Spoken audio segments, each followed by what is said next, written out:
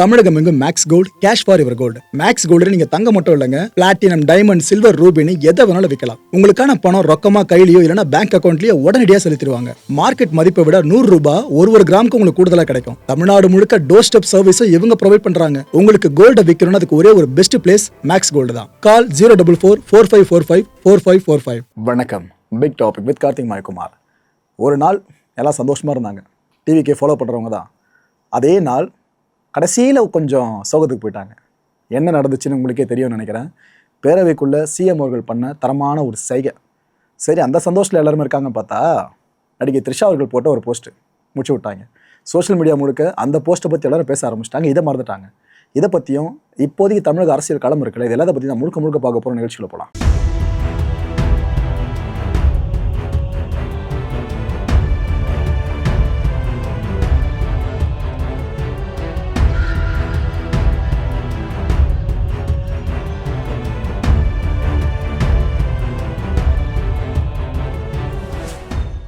ராசா அவர்கள் ஆக்சுவலாக அசம்பிளிக்குள்ளே சிஎம் அவர்கள் பேசின அந்த துணி இருக்குல்ல, அவர் காமிச்ச அந்த சைகை இருக்குல்ல, அது இன்னும் பேசுபொருளாக மாறி இருக்குது. இது எந்த அளவுக்கு வெளியே வந்திருக்கு தெரியுமா?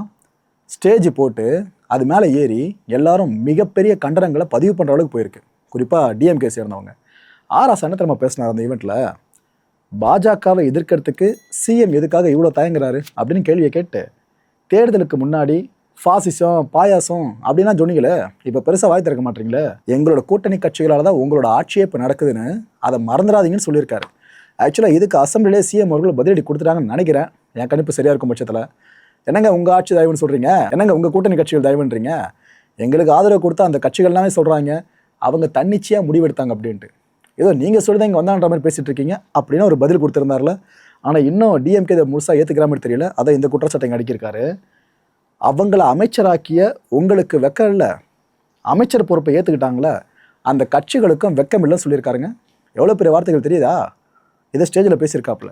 போகிற போக்க பார்த்தா இப்போதைக்கு குடியரசுத் தலைவர் ஆட்சி வந்துடக்கூடாதுன்னு தாவேக்காவுக்கு ஆதரவு தெரிவிச்சதா சொன்னாங்களே திமுக கூட்டணி கட்சிகள், அவங்க நிரந்தரமாக தாவேக்கா பக்கமே போயிடுவாங்க போல இருக்குது. அதுபோல் வார்த்தைகளை தான் இங்கே பார்க்க முடியுது. வெக்கம் இல்லாத 2 பேர் சேர்ந்து ஆட்சி நடத்துகிறதா சொல்லியிருக்காரு. எவ்வளோ பெரிய வார்த்தைகள் வந்து பொட்டுன்னு விழுந்திருக்குல்ல.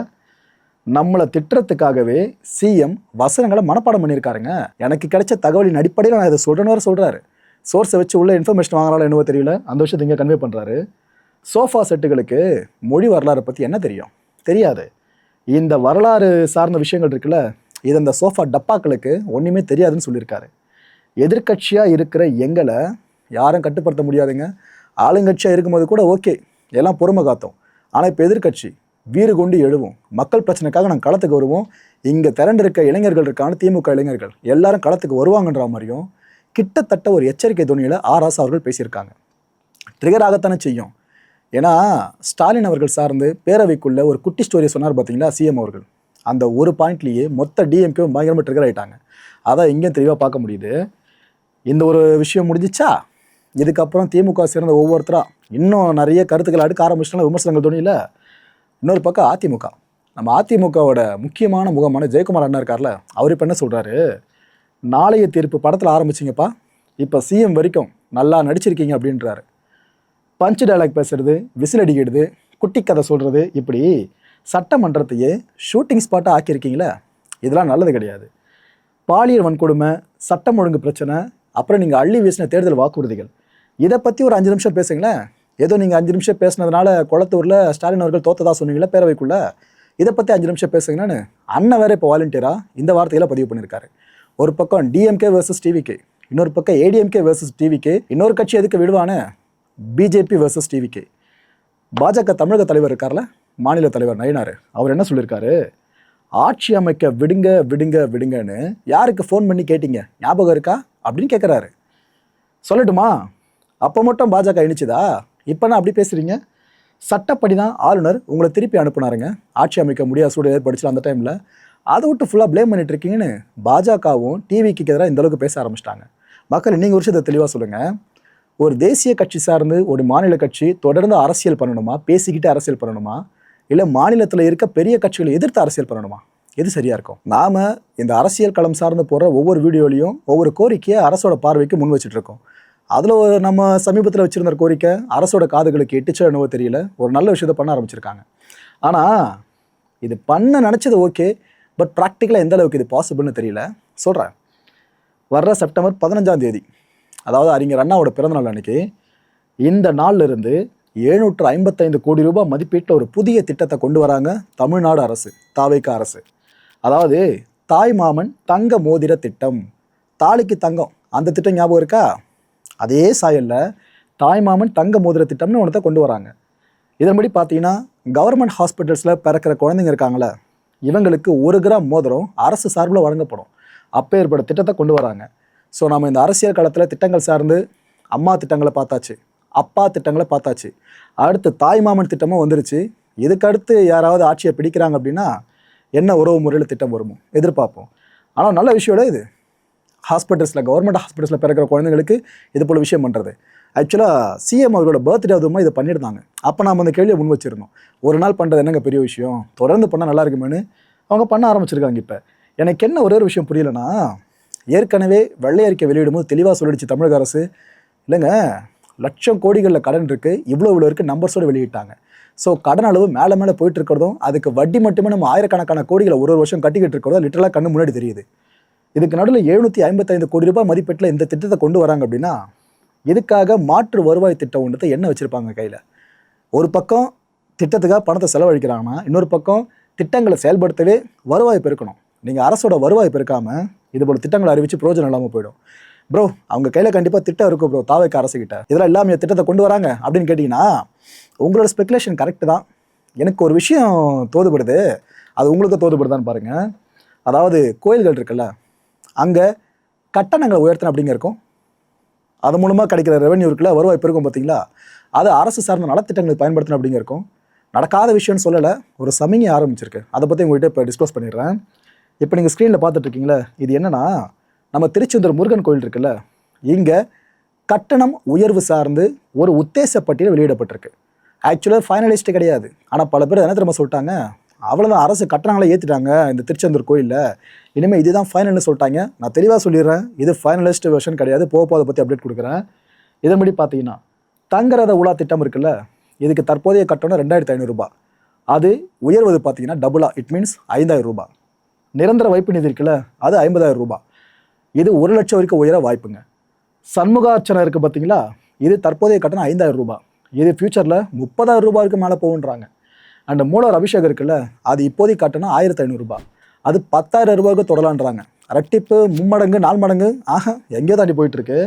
அபிஷேக தரிசன கட்டணங்கள் இருக்குல்ல, இதை எடுத்துக்கிட்டிங்கன்னா சாதாரண நாட்களில் 500 ரூபாய். ஆனால் இது உயர்த்தப்பட போகிறது 2500 ரூபான்றாங்க. விழா நாட்களில் 2000 ரூபாய். ஆனால் இது உயர்த்தப்பட போகிறது 2500 ரூபான்றாங்க. இதான் இருக்கிறதுலே மார்ஜின் கொஞ்சம் கம்மியாக இருக்குது, முன்னாடி இருந்ததை விட இப்போ இருக்கிறதுன்னு சொல்லிட்டு. ஆக்சுவலாக இந்த ஒரு நம்பர்ஸ் இருக்குல்ல, இதை மக்கள் பார்வைக்குன்னு அரசு விட்டுடுச்சு. இது சார்ந்த மக்கள் ஏதாவது அவங்களுக்கு கருத்து இருந்துச்சுனாக்கா ஜூலை 7ஆம் தேதிக்குள்ளே அவங்க பதிவு பண்ணலாம். இதுதான் ஃபுல் மேட்ரு. ஆனால் இதில் பாதியை மட்டும் பல பேரை கன்வே பண்ணி தாவேகா அரசு ஒட்டுமொத்தமாக விலையை ஏற்றிட்டாங்க, கட்டணத்தை ஏற்றிட்டாங்கன்னு அப்படி ப்ரொபகண்டா பண்ணிட்டு இருக்காங்க. ரமேஷ் இருக்கார்ல, அறநிலையத்துறை அமைச்சர், அவர் இப்போ என்ன சொல்கிறாப்புல, திருச்செந்தூர் முருகன் கோயிலில் கட்டண உயர்வுன்ற ஒன்று இப்போ கிடையாதுங்க அப்படின்றாரு. ப்ரெஸ் கிட்ட சொல்கிறாரு. அப்போ ப்ரோ, இந்த லிஸ்ட்டு காமிச்சிங்களே, இது யார் வெளியிட்டான்னு கேட்டிங்கன்னா, இதை வெளியிட்டது அரசு தான். அப்போ மறுக்கிறது அரசு தானே கேட்டிங்கன்னா, இங்கே தெளிவாக பாருங்கள், மக்கள்கிட்ட கருத்து கேட்கறதுக்காக மட்டும்தான் அந்த லிஸ்ட் இப்போ வெளியிடப்பட்டிருக்கு. சிறப்பு தரிசன டிக்கெட்ஸ் இருக்குல்ல, இதோட விலை இது வரைக்கும் உயர்த்தப்படலைங்க. அரசு அதிகாரிகள் பரிசீலனை பண்ணிட்டு இருக்காங்கன்னு ஒரு அப்டேட்டை கொடுத்துருக்காரு. ப்ரோ, இவங்க உயர்த்த போகிறாங்களா, உயர்த்த மாட்டேன்னு சொல்கிறாங்களா, புரியலையேன்னு கேட்டிங்கன்னா தெளிவாக புரிஞ்சுக்கங்க. இப்போதைக்கு மக்கள்லாம் இது ஓகேன்னு சொல்கிறீங்கன்ற பட்சத்தில் உங்களோட பேச்சுக்கு, கருத்துக்கு அரசு முக்கியத்துவம் கொடுத்துச்சு அப்படின்னா பழைய கட்டணம் தொடரும். இல்லைங்க இது அதிகங்க அப்படின்னு நீங்கள் ஃபீல் பண்ணீங்க அப்படின்னா கட்டண உயர்வு கன்ஃபார்மாக நடக்கும். வித்தியாசம் புரிஞ்சிச்சா? உங்கள் கையில் முடிவு இருக்குன்றாங்க. ஆனால் என்னை நம்ம இன்னொரு விஷயம் எதிர்பார்ப்பு ஏற்படுத்துது. மக்கள் இந்த கட்டண திட்டத்துக்கு ஓகே சொல்கிறாங்க இல்லை நிராகரிக்கிறாங்க அப்படின்றத மக்கள் எப்படி தெரிஞ்சுக்கிறது? இது சார்ந்து எத்தனை பேர் ஃபேவராக சொல்கிறாங்க, எத்தனை பேர் அகேன்ஸ்டாக சொல்கிறாங்கன்னு எப்படி அதை சார்ந்து நம்ம தெளிவாக புரிஞ்சிக்க முடியும்? இதுக்கு வெள்ளை அறிக்கை வெளியிடுறோம். இந்த விஷயம் சார்ந்து டிரான்ஸ்பரண்ட்டாக ஒரு ரிப்போர்ட்டை வெளியிட்டாங்க அப்படின்னா, ஜூலை 7க்கு அப்புறம் சொல்கிறேன், அந்த ரிப்போர்ட்டை வெளியிட்டாங்கன்னா நாம் இன்னும் கொஞ்சம் டிரான்ஸ்பரண்ட்டாக நம்பலாம். ஓகே ரைட்டு, மக்கள் ஒத்துக்கிறாங்க, மக்கள் ஏற்றுக்கல அப்படின்னு சொல்லிட்டு. கோயில் கட்டணங்கள் இதுக்கப்புறம் உயர போகிறதுக்கான வாய்ப்புகள் இங்கே பெருசாக தெரிய ஆரம்பிச்சிருச்சிங்க. இப்போ திருச்செந்தூரில் ஆரம்பிச்சிருக்காங்க. இதுக்கப்புறம் ஒரு கோயில் சார்ந்து அறநிலையத்துறையோட கட்டுப்பாடு இருக்க கோயில்கள் சார்ந்து நம்ம பெருசாக பார்க்கலாம்னு நினைக்கிறேன். அதுக்கான ஆரம்ப புள்ளி தான் இது. பார்ப்போம், இந்த ஆரம்ப புள்ளியே முற்றுப்புள்ளியாக மக்கள் முடிச்சிடறாங்களா, இல்லை கம்மா போட்டு ஆரம்பிக்கிறாங்கன்னு வெயிட் பண்ணி பார்ப்போம். குன்னூர் விநாயகர் கோயில் இருக்குல்ல, இங்கே 15 கோடி ரூபாய் மதிப்பீட்டில் மல்டி லெவல் கார் பார்க்கிங் கட்டுற திட்டம். இந்த திட்டம் பார்த்தீங்கன்னா திமுக ஆட்சியில் அரசாணை வெளியிடப்பட்டிருந்துச்சு, அப்ரூவ் பண்ணி. இப்போ என்ன தெரியுமா ட்விஸ்ட்டு, அந்த அரசாணை சார்ந்த அறிவிப்புகளை ரத்து பண்ணிட்டாங்க தாவேக அரசு. திமுக ஆட்சியில் அரசாணை வழங்கப்பட்டது, இப்போ ரத்தே பண்ணியாச்சு அறநிலையத்துறை. ஆக்சுவலாக என்ன தெரியுமா விஷயம், சட்டப்பேரவையிலே பார்த்துருப்பீங்களே, எதுக்கு அந்த மல்டி லெவல் கார் பார்க்கிங்னு சொல்லிட்டு ஒரு பெரிய விவாதம் வந்துச்சுல, அதோட நீட்சியாக தான் இந்த அறிவிப்பு இப்போ வெளியிடப்பட்டிருக்கு. ஏன்னா அமைச்சர் ரமேஷ் அவர்கள் பேரவையிலே கேட்டிருந்தார், 500 பேர் வர்ற கோயிலுக்கு எதுக்காக இந்த பார்க்கிங் அப்படின்ட்டு. புரியுதா, தாவேக அரசு எப்படி டிஎம்கேவோட முக்கியமான இந்த டெண்டர்ஸு அரசாணைகளை சார்ந்து ஃபோக்கஸ் பண்ணுறாங்கன்னு. எதுக்கு இதெல்லாம், இந்த திட்டங்க தேவையா? கோயிலில் கூட்டம் அதிகமாக வர கோயிலில் நிறைய இருக்குது, அதை விட்டு இங்கேனாக்கா 500 பேருக்கு மட்டும்னாக்கா சம்திங் ஃபிஷியாக இருக்குது. உண்மையிலேயே பக்தர்கள் நலனுக்காகவா, இல்லை உள்ள காசு எதுனா கொஞ்சம் அப்படி போகிறதுக்காகவா, இப்படி யோசிக்க ஆரம்பிக்கிறாங்க. அதோட வெளிப்பாடு தான் இப்போ இந்த அரசாணையை ரத்து பண்ணியிருக்கு தாவேக அரசு. ஜென்சி டிஎம்கே இப்போதைக்கு ட்ரெண்டிங்கில் ஓடிட்டு இருக்கிறது இதுதான். அங்கங்கே கூட்டம் நடத்திட்டு இருக்காங்க பார்த்தீங்கன்னா, திமுகக்குள்ள ஒரு இளம் ரத்த பாய்ச்சல பண்ணுன்றதுக்காக. இதில் ஒருங்கிணைப்பு குழு சார்ந்த முக்கியமான நபர் அன்பானந்தம், பார்த்துருப்பீங்க, அவரோட ஸ்பீச்சில் அதுக்கு முன்னாடி கேட்டிருப்பீங்க. அந்த ராயக்கோட்டை போடம்பட்டியில் அவரோட வீடு அமைஞ்சிருக்கு. அங்கே திடீர்னு போலீஸ் அஃபிஷியல்ஸ் வராங்க நள்ளிரவு டைமில். வந்தவங்க இவரை கைது பண்ணணும்னு சொல்லி கேட்குறாங்க. யார்கிட்ட, அன்பானத்தோட பேரண்ட்ஸ் இருக்காங்களோ அவங்ககிட்ட கேட்குறாங்க. அவங்க முடியாதுன்னு மறுக்கவே வாக்குவாதம் பெருசாக ஆரம்பிச்சிருச்சு. பையனை ஒழுங்காக அனுப்பி விட்டுருங்கன்னு டிபார்ட்மெண்ட்லேயும் கேட்க, இவங்க ஒரு பக்கம் நோன்னு சொல்லி மறுக்க, அது அந்த இடத்துல பெரிய அதிர்வலை ஏற்படுத்திருச்சிங்க. அந்த வீடியோ காட்சியில் இப்போ வெளியே இருக்கு.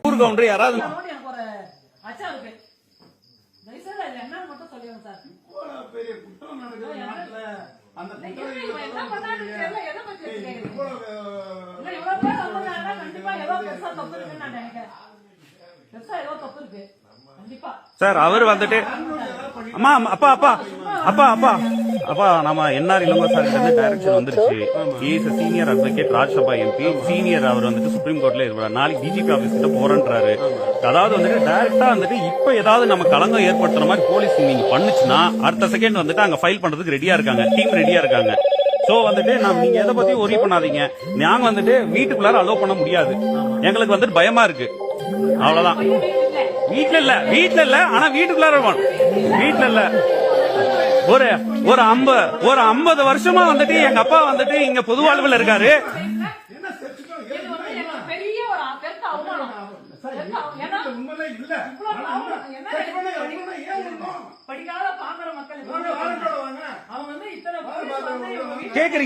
கேக்குறீங்க யாரு பேர் என்ன, எந்த இடத்துல வேலை செய்யறா, என்ன த்ரெட்டன் பண்றீங்களா நீங்க போலீஸ் எல்லாருமே?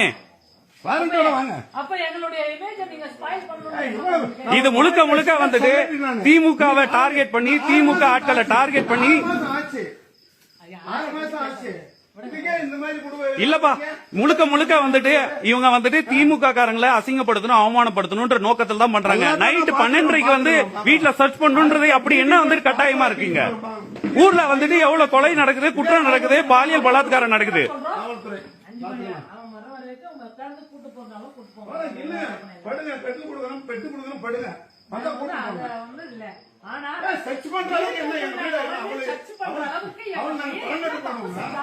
சர்ச் பண்றது சர்ச்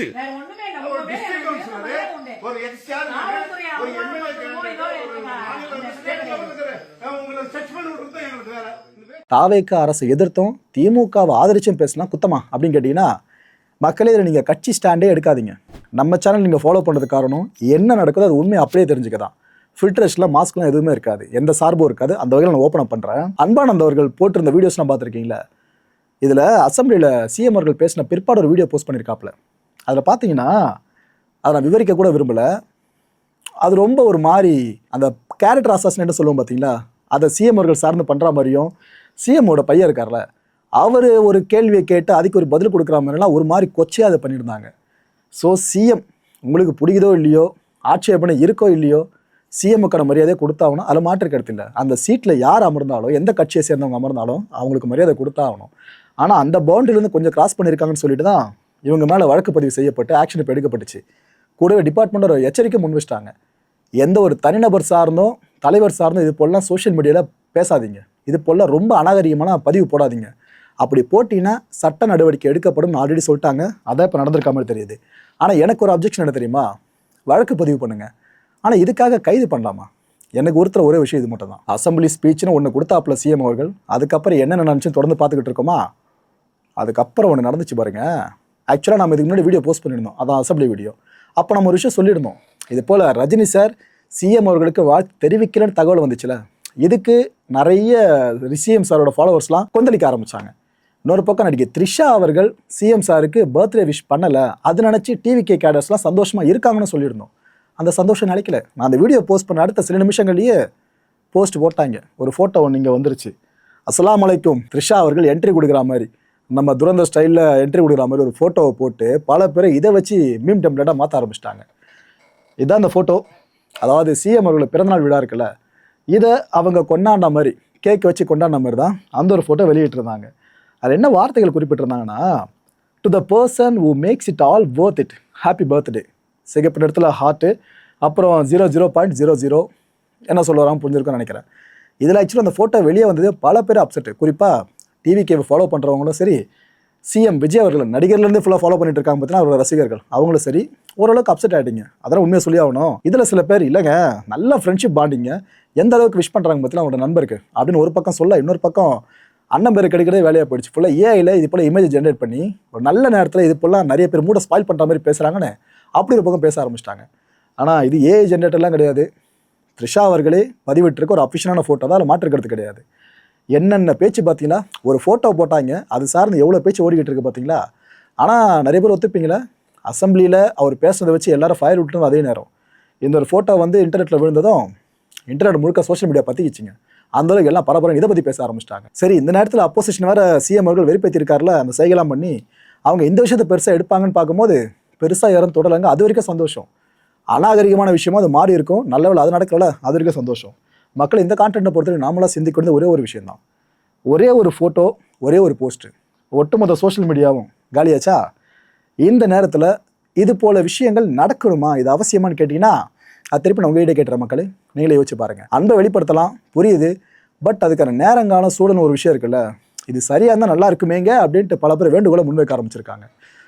கன்சிடர் பண்ணாலும் பார்ப்போம். அடுத்த நிகழ்ச்சி சந்திக்கலாம். நன்றி, வணக்கம். தமிழகம் எங்கும் Max Gold, cash for your gold. Max Gold நீங்க தங்க மட்டும் இல்லைங்க, பிளாட்டினம், டைமண்ட், சில்வர், ரூபினி எதை வேணாலும் விற்கலாம். உங்களுக்கான பணம் ரொக்கமா கையிலயோ இல்லைன்னா பேங்க் அக்கௌண்ட்லயோ உடனடியாக செலுத்திடுவாங்க. மார்க்கெட் மதிப்பை விட 100 ரூபாய் ஒரு கிராமுக்கு உங்களுக்கு கூடுதலாக கிடைக்கும். தமிழ்நாடு முழுக்க டோர் ஸ்டெப் சர்வீஸும் இவங்க ப்ரொவைட் பண்றாங்க. உங்களுக்கு கோல்டை விற்கணும்னு அதுக்கு ஒரே ஒரு பெஸ்ட் பிளேஸ் மேக்ஸ் கோல்டு தான். கால் 04445454545. என் அன்பார்ந்த மாயம் ஸ்டுடியோஸ் நேயர்களே, மாயம் பக்தின்னு ஆன்மீகத்துக்காக பிரத்யேகமாக ஒரு சேனலை கொண்டு வந்திருக்கோம்.